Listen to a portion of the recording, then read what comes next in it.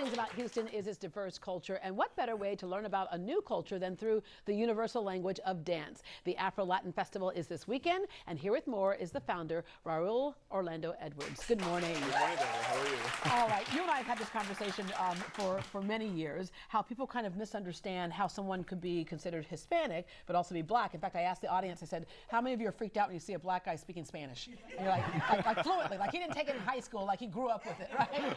Explain that to folks.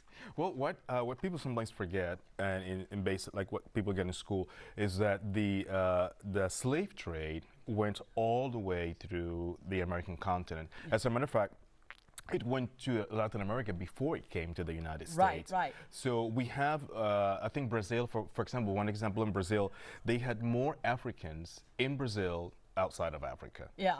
So you go, and then you go, like, for example, places like Cuba, from where Reynaldo is, and they were one of the centers in the Caribbean of all the slave trade. So the boats went everywhere. They went everywhere, yeah. The Caribbean, but you have between the Caribbean, you have the slave trade, the conquistadors, and Native Americans, and so you have every shade in Central and South America that you can imagine. It's interesting too, when people say Hispanic, they oftentimes think Mexico. Yes. Well, Hispanic is a bigger umbrella than that. Well, that's especially here in Houston, given the proximity that we have to Mexico, that a lot of the migrants or the immigrants that came from Latin America came from Mexico. Mm-hmm. But if you go to places like to New York or the East Coast, then you have a lot more migration from the Caribbean. So it's Puerto Rico, and Puerto all Rico, that. Cuba, Dominican You are from? Republic. I'm from Panama. Okay, and then we have Cuba right here and Mexico right here, which falls all underneath that umbrella we talk about, Afro-Latin. Okay, tell us about the festival.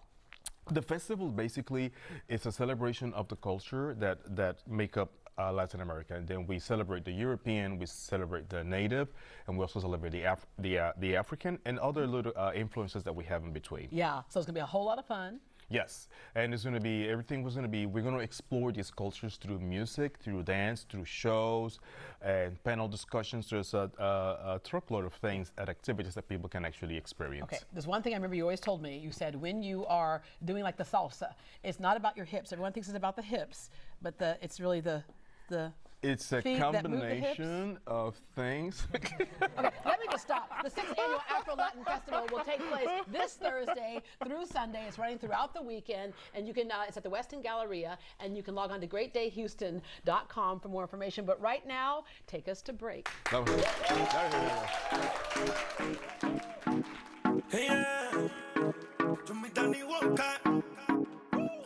Ella dice que es una caña, en la apariencia que engaña, hasta los que pego se empañan. Yo te conozco, tú no eres tacaña. Ella dice que es una caña, en la apariencia que engaña, hasta los que pego se empañan. Yo te conozco.